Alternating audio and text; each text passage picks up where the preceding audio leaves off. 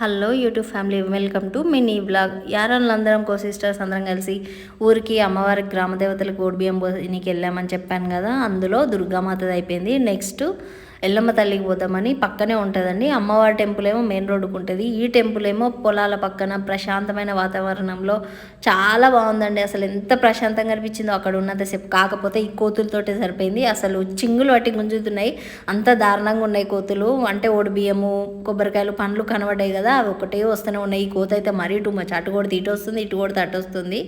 అట్లా ఇక్కడ అమ్మవారికి కొంచెం అలంకరణ అది తగ్గింది. అట్లా వీళ్ళు అలంకరణ చేస్తున్నారు, మా బావ వాళ్ళు, మా ఆయన వీళ్ళందరూ. మొత్తం మీద అలంకరణ అయిపోయింది. అమ్మవారికి ఓడిబియ్యం పోసి రెడీ చేశాక ఎంత ముద్దుగా ఉందో అండి. అమ్మవారు కూడా చాలా బాగా అనిపించింది. నిజంగా పిలిస్తే పలికేటట్టే ఉంది ఎల్లమ్మ తల్లి టెంపుల్. ఇక్కడ అయిపోయాక నెక్స్ట్ పోషమ్మ తల్లి, భూలక్ష్మి మాత టెంపుల్కి ఓడిబియ్యం వేయనికి వెళ్ళాలి. ఇదండి మన మినీ వ్లాగ్. మీకు నచ్చినట్టయితే లైక్ చేయండి. బాయ్.